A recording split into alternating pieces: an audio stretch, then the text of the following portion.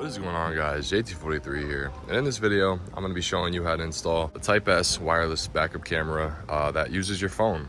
So this wireless backup camera kind of like fits up to pretty much anything that has a license plate, but I'm going to be installing this on my SC400. So before I actually get into the installation, I just wanted to take a look at what we got here. Yeah, this is the Type S wireless backup camera. This isn't a sponsored video. I'm just showing how to install it, obviously.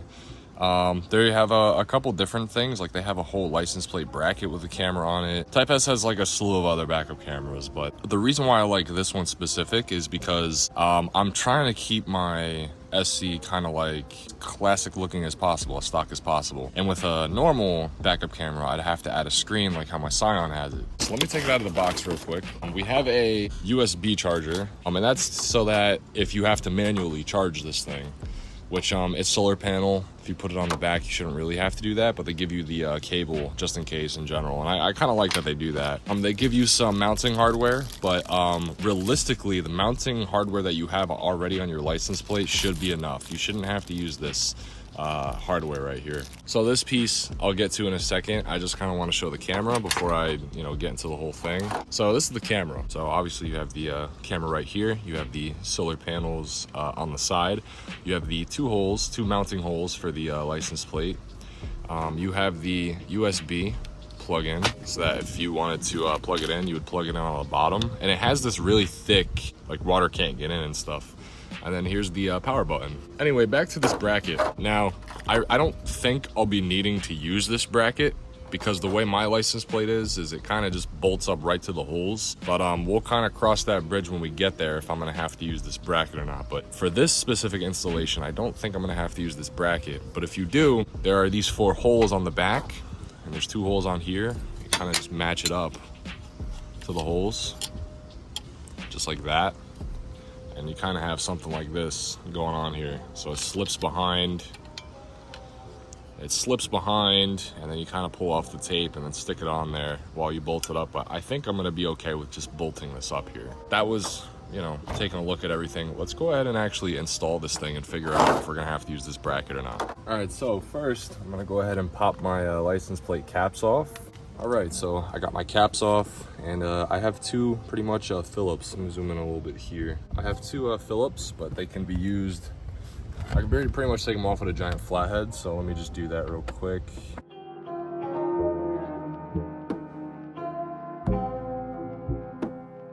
I'm pretty sure it's the same for everything else, but over here in New Jersey, you're not allowed to cover the New Jersey section of the license plate. Now, with that being said, it really depends on how anal your cops are. My Scion rear camera has been blocking the New Jersey for almost 2 years now, and I've had cops drive behind me. Cops have definitely seen my rear end, and I've never been pulled over for it. So something like this, it definitely depends on how anal your cops are, or how good your luck is, which might not be the best advice, but it's really up to you. If you want to just go ahead and bolt it straight up to the bolt holes, or if you want to use that bracket and you can lift it up a little bit. But in my case, on my Lexus, I'm not really able to lift it up that much, so I'll have to just run it with the normal bolt holes, and I'll have to block my New Jersey. Let me just take this other bolt out, and then we will bolt this guy back up.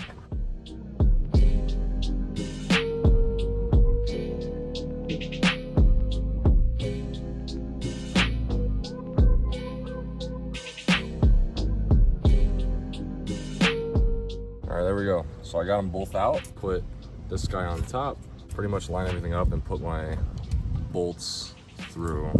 And then I'll line it up and I'll pretty much start one side. All right, so I have the one side started. So I'll go ahead and put the other side on. All right, so I got it mounted on. It should come with a little bit of charge, but it has been, in the sunlight for, I'd say about like 20 minutes now. Now, basically to set everything up, we'll have to use the app. So what I'll do is I'll probably just screen record and I'll just do like a voiceover or something. But this is now bolted on. We're gonna start setting this thing up. So what we'll do is I'll press this button on the bottom. I'll press this button on the bottom, which will turn it on.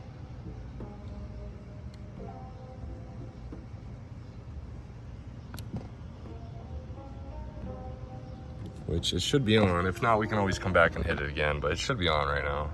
All right, so I'm pretty much going to be doing my best with this voiceover because I can't actually see what's going on. It's kind of the, cons of doing everything on the phone. But when you first initially download the app, you'll be meted with a bunch of options. Pretty much, they have a slew of different products, but you'll pretty much find the one that you have. You'll click on that. So for example, it says backup cameras and dash cams. You'll click on that, and then you'll find the specific one that you have, just like I clicked on it. And you'll hit connect.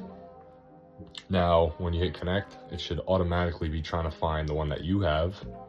And when it does kind of find the one that you have, it'll either start pairing by itself or you'll have to manually hit pair. For me, it started manually, it started pairing by itself pretty much, so I didn't really have to do anything. It took a couple minutes to pair, but once it paired, it pretty much showed the model of camera that I had. And then you hit pair, and it'll, as long as you turned it on, which you saw I did in the last clip, it'll pair, no issues. So you'll have to turn on Wi-Fi. So the camera uses Wi-Fi, your Wi-Fi, to connect to the phone. Now, it could either be like a Wi-Fi or your LTE connection, which either or. But you'll pretty much hit yes, because it's going to ask you to join. It's going to ask for the camera to join the Wi-Fi, which is pretty much your phone, and you'll hit yes, and it'll pretty much connect. After that, and everything's successful, you'll see the, like it does right here, you'll see the picture. See my sign in the background. Now, that's kind of one of the things that I wanted to talk about is kind of like the quality of this. So if you are really close to the camera, the quality is going to be really well. But as soon as like there's a connection interruption or anything, or like, anything like that, it starts to get kind of laggy.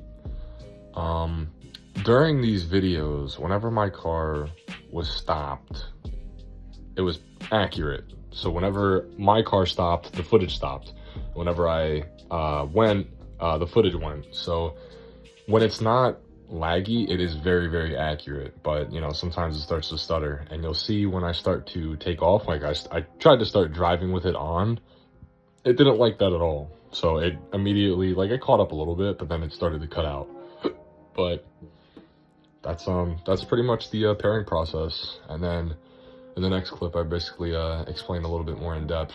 All right, so it is really hot out. I got the AC blasting, but that was pretty much the camera. Now, obviously what you saw was a screen recording from my phone, because you use your phone as the backup camera. It doesn't have a screen. And so the first initial clip of me driving with it, it did kind of stutter a lot, and it eventually cut out. But once again, it's not really meant to be used as a backup camera. It's not really used to be driven while it's on. It's mainly, there's even a timer, which you'll see.